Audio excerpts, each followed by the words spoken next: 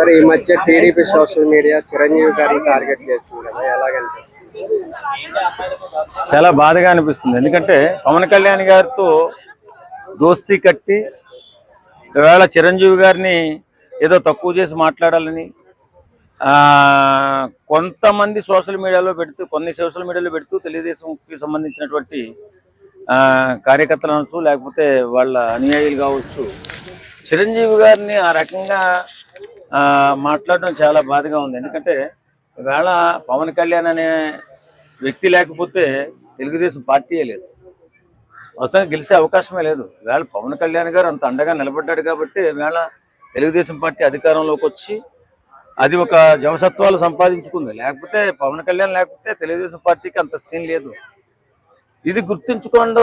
ఏం చేస్తున్నారంటే చిరంజీవి గారిని ఏదో తక్కువ చేసి మాట్లాడాలని, ఏదో రేవంత్ రెడ్డి గారు వస్తుంటే చిరంజీవి గారు కూర్చున్నారని, ఏదో ఆయన 10 సార్లు లేచి వెళ్తుంటే అందరూ 10 సార్లు ఎగుతారంటే రేవంత్ రెడ్డి గారు వచ్చిపోతుంటే, ఆయన 4 సార్లు మాట్లాడడానికి వెళ్ళి వస్తుంటే అందరూ కూర్చునే ఉన్నారు. చిరంజీవి గారు అనే కదా అందరూ కూర్చునే ఉన్నారు. దాన్ని లాస్ట్ గౌరవం లేకుండా ఒక సీఎం వస్తుంటే కూడా లేచి నిలబడలేదనేటటువంటి కాంట్రవర్సీ లేపి అన్యాయంగా మాట్లాడారు చాలా మంది. నిజంగా ఇలాంటి దుర్మార్గమైనటువంటి మాటలు మాట్లాడితే పద్ధతిగా ఉండదు. ఒకసారి పవన్ కళ్యాణ్ గారినన్నా చిరంజీవి గారినన్నా మాకు ఒకటే, పవన్ కళ్యాణ్ గారిని పొగిడి చిరంజీవి గారిని తక్కువ చేసి మాట్లాడని చూస్తే మాత్రం చెప్పు తెగిందాక కొట్టాల్సి వస్తుంది ఎవరికైనా కానీ. అలాంటి నీచ సంస్కృతికి నీచ సంస్కారానికి మీరు తెరదీయకుండా ఉంటే బాగుంటుంది. లేకపోతే చాలా విపరీత దూరంలో వచ్చి మీ సంగతి మేము కూడా చూడాల్సి వస్తుంది పవన్ కళ్యాణ్ అభిమానులుగా. ఏదేమైనా ఒకసారి గుర్తించుకోండి, తమ్ముడిని పొగిడి అన్ననమ్మో తక్కువ చేసి మాట్లాడనేటటువంటి నైజాన్ని కొంచెం తగ్గించండి.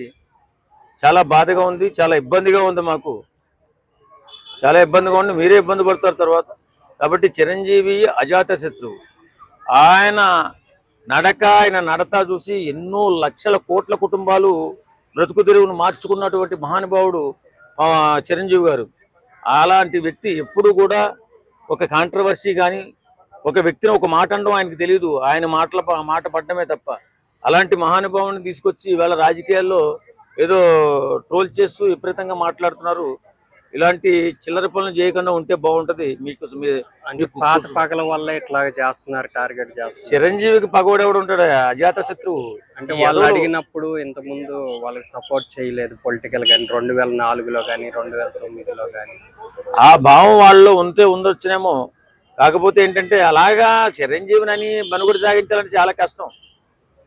మేము మరీ హెచ్చరిస్తున్నాం. అది తెలుగుదేశం ఓడైనా ఇంకొకడైనా మీరు మర్యాదగా చిరంజీవి పట్ల ఎంత గౌరవంగా ఉంటే మీ పట్ల మేము కూడా అంతే గౌరవంగా ఉంటాం. లేదు మేమేదో గొప్ప వేళ ఏరు దాటాం కదా తెప్ప తగిలేస్తామంటే తోలు తీసి కింద కూర్చోబెట్టాల్సి వస్తుంది.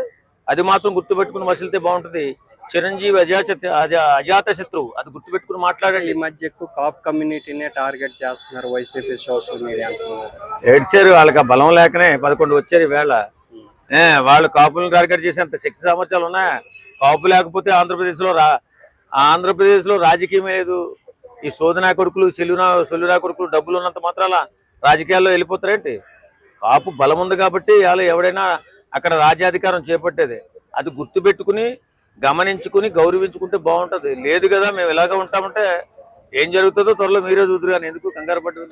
పవన్ కళ్యాణ్ సైలెంట్ ఉంటున్నాడు ఇష్యూ మీద. అంటే చిరంజీవిని టార్గెట్ చేసిన ఈ చిన్న అన్ని పవన్ కళ్యాణ్ గారి దాకా వెళ్ళవండి. మాలోటోళ్ళు సరిపోతాం. పవన్ కళ్యాణ్ చిరంజీవి గారి గురించి ఎవరు తక్కువగా మాట్లాడినా వాడిని కూర్చోబెట్టి బట్టలు ఇప్పి తోలు తీసేయడానికి మేము ఏం సరిపోతాం. పవన్ కళ్యాణ్ దాకా ఎందుకు? మాకు తెలీదా? మాకు మాట్లాడటం రాదా? మాకు ట్రోల్ చేయడం రాదా? మాకు చెప్పడం రాదా? ఇలాంటి సన్నాసులు అంతా చాలా మంది ఉంటారు, వాళ్ళని పెద్దగా పట్టించుకోవాలి. మేమే పట్టించుకోము, పవన్ కళ్యాణ్ ఎందుకు పట్టించుకోవాలా?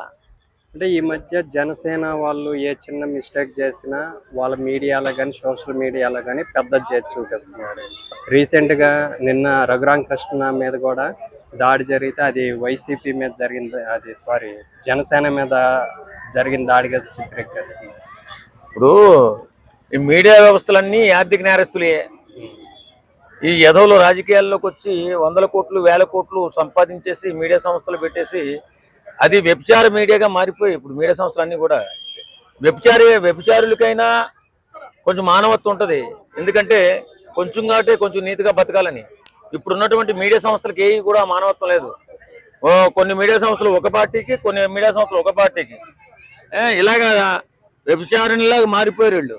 కాబట్టి ఈ నీచ నికృష్ట మీడియా సంస్థల గురించి మాట్లాడే కంటే కూడా మానవత్వంగా ఉంటే చిరంజీవి గారి పట్ల మానవత్వంగా ఉండాలి, జనసేన పట్ల మానవత్వంగా ఉండాలి. ఎందుకంటే జనసేన పార్టీ అనేది అది నిజాయితీతో స్థాపించబడినటువంటి పార్టీ. ఇవాళకి కూడా సొంత డబ్బులు ఖర్చు పెట్టుకుని రాజకీయాల్లో ముందుకెళ్తున్నటువంటి పార్టీ. అలాంటి పార్టీ గురించి మాట్లాడాలంటే ఇప్పుడు సోషల్ మీడియాలో మన వాళ్ళు గట్టిగా నిలబడించేస్తే ఇవాళ పవన్ కళ్యాణ్ గారికి ఆ మాత్రం పేరైనా ఉంది. ఎలక్షన్ ముందు ఎవరైనా పవన్ కళ్యాణ్ గారు మీటింగ్ లో చూపించినట్టు ఉన్నాడా? ఈ ఆర్థిక నేరస్తులని టీవీ యాజమాన్యాలు వ్యధవులుగా మారిపోయి బానిసలుగా మారిపోయారు కొన్ని పార్టీలకి. కాబట్టి మీడియా సంస్థలైనా ఇంకోటైనా సరే గౌరవంగా ఉంటే బాగుంటది. లేకపోతే ఎవరిని ఎక్కడ కూర్చోబెట్టాలో సమాజానికి తెలుసు. నంది అవార్డులు అడగటం తప్పంటారు. చిరంజీవి గారి కామెంట్స్ వాటి వల్లే కదా వీళ్ళు. నంది అవార్డ్స్ అనేది చిరంజీవి గారు తప్పని ఎవడంటాడండి? ఎవడా సన్నావాడు? ఇప్పుడు చిరంజీవి గారు తప్పని అంటాడా?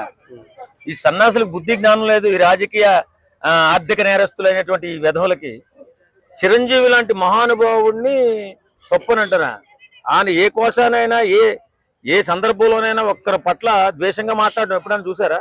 ఎవరైనా సరే చిరంజీవి గారిని అంటమే కానీ చిరంజీవి గారు ఒక్క మాట అన్న ఎప్పుడైనా చూసారా? ఆయన చూసి కొన్ని వేల లక్షల కోట్ల కుటుంబాలు వారి జీవితాలను సర్దిద్దుకున్నటువంటి సక్రమార్గంలో నడుపుకున్నటువంటి చరిత్ర చిరంజీవి గారిది. అలాంటి వ్యక్తిత్వం ఉన్న వ్యక్తిని వేరే ఎవడో మాట్లాడాడంటే నీచ నికృష్ట దరిద్ర కొట్టి వెధవని అర్థం.